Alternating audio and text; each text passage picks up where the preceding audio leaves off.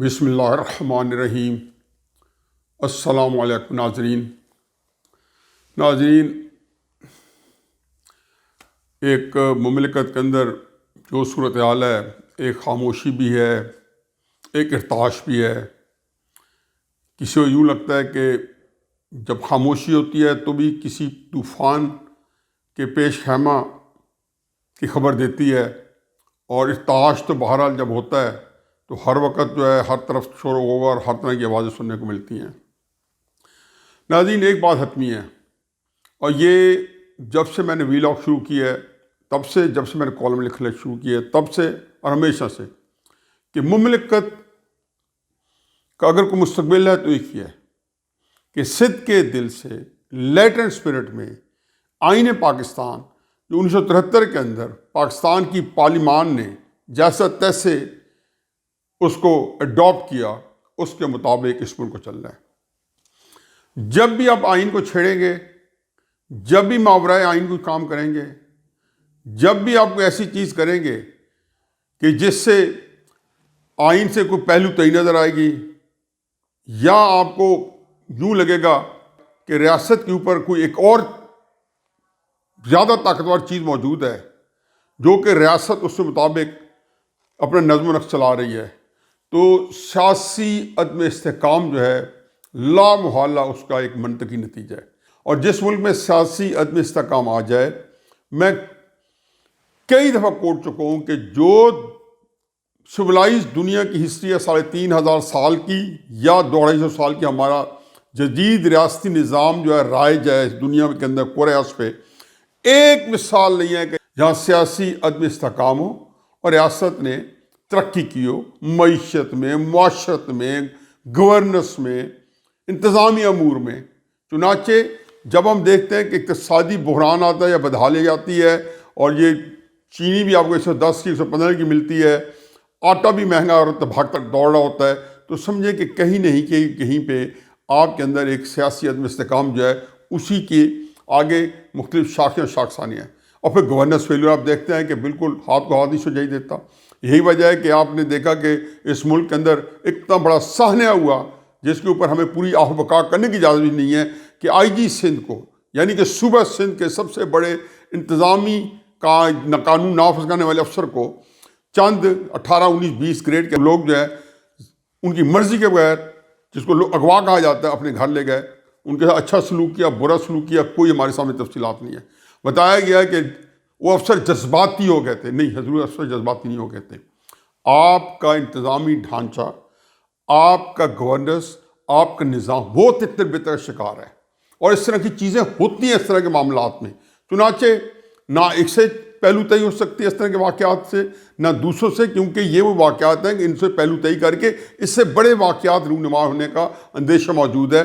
آج بھی کم از کم اس کے اندر ضمنی بات کرتا جاؤں کہ اس کے اوپر جو کچھ ہو آپ مٹی ڈالنے کی کوشش کر رہے ہیں، یہ مزید کینسر کو آپ کوئی مرہم پٹی سے دبانے کی کوشش کر رہے ہیں۔ یہ کینسر کے زخم کو کینسری کے طریقے سے اس کا علاج کیا جائے گا۔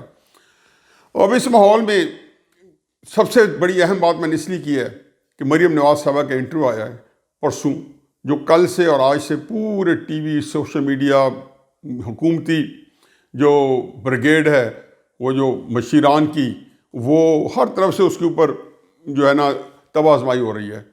اس کے اندر انہوں نے بڑی خوبصورت بات کی۔ انہوں نے کہا جی فوج سے بات ہو سکتی ہے لیکن عوام کے سامنے، اوہ جی مریم صاحبہ نے تو بیانیہ تبدیل کر لیا، یہ کہنا ہی چاہیے۔ ان بٹوین عمران خان صاحب کا کل ایک اور بڑا شاندار قسم کا، درخشاں قسم کا انٹرویو آیا۔ یہ ایک فرسٹریشن ہے۔ میں عمران خان صاحب کے بارے میں اب کیا کہوں، میں جتنا کم بولوں، کیونکہ بہت ساری چیزیں میں ان کی جو ہے، میں ان کی ذات کے بارے میں اچھی طرح شناسائی ہے، اور ظاہر ہے میری کچھ حدود و وجود ہے۔ عمران صاحب کے سامنے میں نے اپنی لمٹس رکھی ہوئی ہیں، میں زیادہ بات کرنے سے ہمیشہ گریز کرتا ہوں۔ سیاست ان کی میں ظاہر اچھی طرح اس کو بھمبوڑتا ہوں، اور وہ اس عمران خان کی نہیں، وہ میری پوری ریاست کا مسئلہ ہے کہ ان کی سیاست جو ہے پاکستان کو اگر نقصان پہنچا رہی ہے تو اس پہ میرا غم و غصہ بالکل فرق ہوتا ہے، اور میرا ایک ریئیکشن بھی فرق ہوتا ہے۔ تو عمران خان صاحب نے فرمایا جی وہی کہ غداری ہوگی پاکستان سے اگر این آر او دیا، اقتدار چھوڑ دوں گا۔ میں ہمیشہ کہتا ہوں کہ عمران خان صاحب ایسی باتیں تب کہتے ہیں، ایک فرسٹریشن ہوتی ہے، اور دوسرا اس کے اندر وہ کسی ادارے کو میسیج دے رہے ہوتے ہیں، ہمیشہ اسٹیبلشمنٹ کو میسیج دے رہے ہوتے ہیں۔ مجھے اب یقین ہو گیا ہے کہ پچھلے 1.5-2 مہینے میں جو سیاست جس طریقے سے پروان چڑھی ہے، اس میں میرا تو نقطۂ نظر، جو ناظرین مجھے دیکھتے ہیں، ہمیشہ کہتا تھا کہ 3 لوگ جو ہیں آپس میں نبرد آزما ہیں۔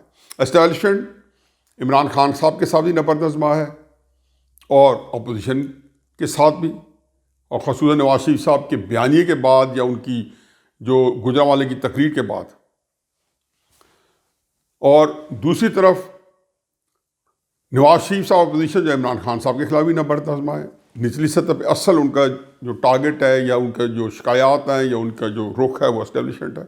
تو یہ تینوں جو ہے، اور عمران خان صاحب کا بھی یہی ہے کہ وہ چاہتے ہیں کہ اگر کسی طریقے نواز شریف اور اسٹیبلشمنٹ کہ لڑتے لڑتے ہو گئی گم، ایک کی چونچ اور ایک کی دم، تو عمران خان صاحب تو یہی کہتے ہیں نا کہ سنجے رہیں جر گلیاں تو وچ میں جا پھرے۔ تو ان کے خواب ہیں، اور ان کو یہ نظر آتا ہے کہ اس لڑائی کے اندر، جو پاکستان میں ہم پہلے بھی سول وار دیکھ چکے ہیں، اور وہ 71 کے اندر دیکھ چکے ہیں، اور اس نے پاکستان کو 2 لاکھ کر دیا تھا۔ تو یہ سول وار، میں اس بات کا یہ کہ اسی ٹاپک سے ملتا جلتا کہ جس میں نواز شریف صاحب کے بیانیے کو کل آڑے ہاتھوں لیا گیا۔ نواز شریف صاحب کا بیانیہ کیا ہے؟ مریم نے اس میں کیا تبدیلی کی ہے؟ عمران خان صاحب کو کیوں کہنا پڑا ہے کہ اقتدار چھوڑ دوں گا؟ کیونکہ یہ ساری چیزیں جو ہے نا، کوئی ساکت نہیں، ہر بند حرکت کر رہا ہے۔ اسٹیبلشمنٹ جو ہے وہ کسی نہ کسی طریقے سے، میرا خیال ہے کہ اگر اس کے اندر جو فہم و فراست ہوگی اور ملک کے ساتھ اگر ہمدردی ہے اور وہ یقیناً ہے، تو یہ چاہتے ہوں گے کہ یہ لڑائی کو کسی طریقے سے صلح صفائی میں ایک اس طریقے سے نمٹی کے جام پہ پہنچا دیا جائے کہ یہ پاکستان اس کا متحمل نہیں ہو سکتا۔ اس وقت جب کہ پاکستان جو ہے اسی طرح کے مسائل کا شکار ہے جو 1971 میں تھا، کہ سیاسی عدم استحکام، معاشی بحران، اور گورننس جو ہے، انتظامی جو ڈھانچہ جو ہے وہ پورے کا پورا دھڑام سے زمین پہ گر پڑا ہے، یا گورننس فیلیور ہوا ہے۔ اور یہ ساری چیزیں وہ سمجھ رہے ہیں کہ نہ لگام ہاتھ کے اندر ہے، نہ پاؤں جو ہے رکاب کے اندر ہے، اور ریاستی گھوڑا جو ہے وہ بے سمت سرپٹ دوڑ ہے، اور یہ بڑی خطرناک صورتحال ہے، جبکہ چاروں طرف سے دشمن نے بھی گھیر لیا ہمیں، بلکہ گھیرا ہوا ہے ہمیشہ سے۔ اس صورت میں ایک نواز شریف صاحب کا جو بیانیہ ہے، اس سے پہلے مجھے یہ بتائیں کہ نواز شریف صاحب نے جب یہ تقریر کی تو گجرانوالہ کے چٹیل میدانوں میں انہوں نے اپنی شکایات اور اپنی گریونسز جو ہیں وہ رکھے، گالی نہیں دی۔ یہ جھوٹ بولتے ہیں عمران خان اور سے لوگ، کہیں گالی نہیں دی۔ ہاں، اس کا نام لے کے انہوں نے اپنی شکایات دی، اور میرا خیال ہے کہ میں ہمیشہ کہتا ہوں، شرم ہے، کیا شرم ہے؟ کون نہیں جانتا کہ ہم سارے کے سارے اس معاملے میں ایکٹیو ہیں، اور جتنی لوگوں کی ملاقاتیں ہوتی رہتی ہیں، ہمارے اسٹیبلشمنٹ کے بھی جو بڑے ہیں ان کی بھی، جہاں میڈیا کے اندر کہیں ملاقات ہو رہی ہو، کہیں اور ملاقات ہو رہی ہو، ہر جگہ پہ یہ سارے پورے پاکستان میں 4 سو سے گفتگو ہو رہی ہوتی ہے۔ آرمی چیف صاحب لاہور آئے پچھلے 2-3 دن پہلے ایک شادی کی تقریب میں، ان کے اندر جتنی گفتگو ہوئی وہ سارے کے اندر ہے، وہ کوئی خاص گفتگو نہیں ہوئی، لیکن ظاہر ہے وہ بتا رہے تھے وہاں لوگوں کو کہ اکانومی بڑی اچھی سمجھ میں جا رہی ہے۔ یہ جب بھی اس طرح کی گفتگویں ہوتی ہیں تو ہر طرح سے یہ جو جس کو کہنا چاہیے کہ 400 پھیل جاتے ہیں، کیونکہ ہمارے اندر بھی ایک کیپیسٹی ہے کہ ہم کسی بڑے سے جب میٹنگ کرتے ہیں تو اس کو بڑھا چڑھا کے اور ہر جگہ اس کا پروپیگنڈا کرتے ہیں تاکہ ہماری ایک معاشرے میں ایک حیثیت بن جائے۔ چنانچہ یہ صورتحال یہ ہے کہ جی جب نواز شریف صاحب نے بیانیہ دیا اور شکایات کی اپنی، اور اپنے گریونسز بتائے، تو گجرانوالہ سے لے کے چٹیل میدانوں سے لے کے کراچی کے ساحلوں تک اور کوئٹہ کے سنگلاخ چٹیل پہاڑوں سے لے کے وادی گلگت بلتستان کے بلند ترین پہاڑوں تک ایک نعرہ جو ہے اس کی فلک شگاف گونج لوگوں نے سنی ہے، اور یہ ووٹ کو عزت دو۔ میں تو ہمیشہ یہ کہتا ہوں کہ ایسی صورتحال میں جب کہ آپ جو ہے اس کی اونرشپ لوگ لے لیں، اور جب بھی لی ہے تو اس کے بعد کیا نتیجہ نکلا؟ ایوب خان نے گول میز کانفرنس بلانی پڑی یا نہیں بلانی پڑی؟ کب؟ جب لوگ سڑکوں پہ نکل آئے۔ افتخار چودھری کو بحال ہونا پڑا یا نہیں ہونا پڑا؟ یہ ٹھیک ہے کہ ہر دفعہ کوئی نہ کوئی اس کے صورتحال جو ہے اس میں جتنے طالع عظمات ہیں وہ بھی فائدہ اٹھا لیتے ہیں، لیکن اب جیسے 1968 کے اندر مارشل لا لگ گیا، اور تو افتخار چودھری صاحب کی بھی جو بحالی ہوئی وہ الٹیمیٹلی ISI کے جنرل کیانی صاحب جو سر DGIS سے تھے، ان کے فون کے اوپر جا کے ایک وعدے وعید ہوئے، یا آرمی چیف شاید بن چکے تھے. تو یہ ساری چیزیں پبلک کی ڈومین میں ہیں، کتابوں میں درج ہو چکی ہیں، اور جو کردار ہیں وہ سارے زندہ ہیں، اور ان کے سامنے یہ ساری کی ساری جتنی ہیں ڈاکومنٹڈ ہیں. تو چنانچہ وہ ووٹ کو عزت دو جو تھا وہ یہی تو بیانیہ نواز شریف کا، باقی تو اسی تفصیل ہے. اب اس صورتحال میں جب کہ ووٹ کو عزت دو کا بیانیہ جو ہے وہ پاکستان میں عام لوگوں نے اڈاپٹ کر لیا ہے، تو یہی مریم بی بی نے کہا ہے. میرے ویلاگس کے اندر میں نے کیا باتیں کی تھی آج تک. پہلے دن اب میں نے کہا یہ مذاکرات سے مسئلہ حل ہوگا. بہرحال شرح میں کوئی شرم نہیں ہے کہ پہلی دفعہ اس میں اسٹیبلشمنٹ بیٹھے گی. کوشش کریں کہ سپریم کورٹ جو ہے اور کچھ ایسے لوگ جن کے جو اسٹیک ہولڈرز ہیں وہ بھی بیٹھے اندر اور یہ مذاکرات کروائیں. یا اسٹیبلشمنٹ بھی کر سکتی ہے کہ بہت چیزیں وہ ذہنی طور پر تیار ہو جائے کہ اب ہم اس گن سے نکلیں. اور جیسے جنرل کیانی صاحب نے فوج چیزوں کو بحال کرنے کے لیے 3-4 سال بڑی ایک محنت شاقہ کے ساتھ ان کو سول سے نکالا، بظاہر آن دا فیس آف تھنگس کتنی نکلی نہ نکلی وہ تو علیحدہ بحث ہے. چنانچہ یہ جب وہ ایفرٹ یا خود کر لیں اور اچھے کے دل سے سوچیں کہ ہم اس سے نکلتے ہیں، مطالبات ایک ہی ہیں کہ ان 2018 کا الیکشن انڈو کیا جائے، اور انڈو کرنے کے کئی طریقے ہیں. اس کے لیے نیا الیکشن جو اسی اسمبلی سے کرایا جا سکتا ہے. عمران خان صاحب جو ہیں وہ کسی طور آپ کے قابو نہیں آئیں گے، لیکن عمران خان کی جو حکومت ہے وہ بالکل ایک جس کو کہنے کہ آج اسٹیبلشمنٹ ایک اشارہ کہہ دے کہ وہ صرف نیوٹرل ہو گئے ہیں. تو میں ساری کافلی کے میرے سارے دوست ہیں، بلکہ اللہ تعالیٰ صحت کاملہ دے. چودھری شجاعت حسین صاحب کو بیمار ہیں، بلکہ اب بہت بہتر ان کی صحت. ایک ملک ایک بہت بڑا نام ہے، ان کا بہت بڑا مقام ہے. جتنے لوگ ہیں ان کے مجھے میرے سے ملنا جلنا ہے، وہ دل کی گہرائیوں سے عمران خان صاحب سے متنفر ہیں، چاہے چودھری پرویز الہی صاحب ہیں، چاہے ان کے آگے جو سیاست کے اندر نوجوان ہیں مونس الہی صاحب ہیں، طارق بشیر چیمہ صاحب ہیں. وہ کسی طور پہ ان کو ریجیکٹ کر چکے ہیں. ایم کیو ایم کا بھی یہی حال ہے. مینگل صاحب تو بہرحال وہ نکل آئے باہر. تو چنانچہ آپ یہ دیکھیں کہ وہ جو صورتحال ہے اسمبلی کے اندر وہ ایک منٹ میں حکومت دھڑام سے گر جائے گی. چنانچہ جو مریم صاحبہ کا انٹرویو ہے اس کے تک محدود رہتے ہوئے کہ آپ مذاکرات کریں اور جتنے جلدی کریں بہتر ہے، اور عمران خان صاحب کی چھٹی جو ہو جائے گی. لیکن میں ایک چیز ایک اور اینگل کہتا ہوں کہ اگر کاش یہ ہو جائے کہ یہ مذاکرات عمران خان صاحب ہی کر سکتے ہیں، اور عمران خان صاحب جب کریں گے تو زیادہ بہتر ہو سکتے ہیں، جیسے ایوب خان نے گول میز کانفرنس کی تھی. اس صورت میں ہو سکتا ہے کہ ہماری اسٹیبلشمنٹ جو ہے وہ تھوڑا پھر سیخ ہو جائے، عمران خان اور اپوزیشن دونوں کو اکٹھا ڈیل کرے اور پھر ملکوں کو مارشل لا لگ جائے، جس کے امکانات اسی لیے نہیں ہے کہ ادھر امریکہ میں بھی جو اقتدار تبدیل ہوا ہے وہ امریکن ٹویٹ کا تو اسکینڈل میں دیکھ لیا نا، جو امریکی سفارتکارہ نے ایک احسن اقبال صاحب کی ری ٹویٹ کیا تو ملک میں کتنا بڑا آئینی بحران پیدا ہو گیا ہے. تو وہاں پہ وہی جو بائیڈن کے آنے سے یہاں حالات تھوڑے مختلف رہنے ہیں. اور اس صورت میں جب کہ اپوزیشن کو اگر عمران خان اپروچ کرے اور پاکستان کے اندر آئین کے اوپر ایک نیا سوشل کانٹریکٹ ہو، میں مان ہی نہیں سکتا ہوں کہ اپوزیشن اور حکومت ایک پیج پہ ہو جائیں.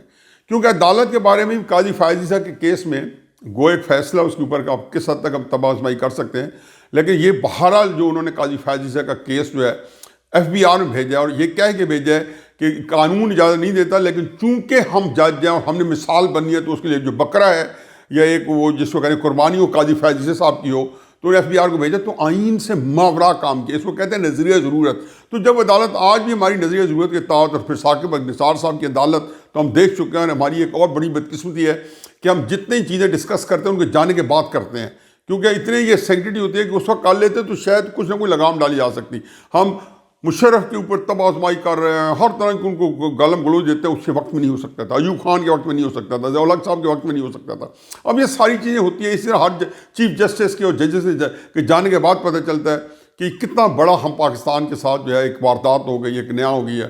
یہ کاش یہ ہوتا کہ آج بھی ہم اس میں ڈسکس کر سکتے کہ ان سے کون کون سی غلطیاں سرزاد ہو گئی ہیں اور کون کون سی غلطیاں جو قانون سے ماورائیں، جو سپریم کورٹ سے آخری چیزیں ہم سمجھتے ہیں کہ جو میرٹ کے اوپر پاکستان کے سارے جو شہری ہیں آرٹیکل 10A کے تحت اور فنڈامنٹل رائٹس کے تحت ان کے ساتھ برابری کا سلوک نہ کریں. تو خیر یہ ضمنی بات تھی. تو چنانچہ سپریم کورٹ سے اب توقع تو کسی سے نہیں ہے، لیکن بہرحال جیسے کہ میں نے ہمیشہ اس کو پہلے دن سے کہا تھا، اس کے بعد میرا خیال ہے کہ شاید خاقان عباسی صاحب نے بھی اسی میں ہی طرح میں سے لڑن لگائی، اور مریم صاحبہ نے کمال کی بات کی ہے کہ عوام کے سامنے، یہی نواز شریف صاحب نے کہا تھا کہ کوئی ملاقات نہیں ہوگی خفیہ، عوام کے سامنے کیونکہ خفیہ ملاقاتیں جیسے میں نے کہا تھا یہ کر رہے تھے. مریم صاحبہ نے پرسوں سے توثیق کی کہ واقعی ہماری ملاقاتیں چل رہی تھیں جن کو انہوں نے ذاتی طور پہ ناپسند کیا تھا اور وہ خاموش بھی رہی تھی. یہی بات میں نے 3-4 ہفتے پہلے کہی تھی. میں تو اس کا ہمیشہ سے اس کی مذمت کرتا رہا تھا کہ آپ بالکل سپیس نہ دیں, آپ کسی صورت میں نہ دیں, کیونکہ جن سے آپ کو درد ملا ہے انہی سے آپ دوا نہیں لے سکتے. لیکن ایک بدقسمتی ہے کہ وہی دوا بھی وہ دے سکتے ہیں. تو وہ دوا یہ دے سکتے ہیں کہ جب وہ اس کے دل سے ارادہ کر لیں کہ ہم نے اس مملکت کو ایک آئینی ریاست بننے میں حائل نہیں ہونا, کیونکہ انہوں نے نواز شریف پہ احسان نہیں کرنا, انہیں مریم نواز سے احسان نہیں کرنا. یہ لوگ جو ہیں یہ اتنے اہم نہیں ہیں. یہ شخصیات 4-5-10 سال بعد نواز شریف صاحب بھی اللہ نے کتنی زندگی دی ہے, ہو سکتا ہے کوئی بندہ خرچ ہو جائے, ہم خرچ ہو جائیں, آپ لوگ خرچ ہو جائیں, ریاست کو خرچ نہیں ہونا چاہیے.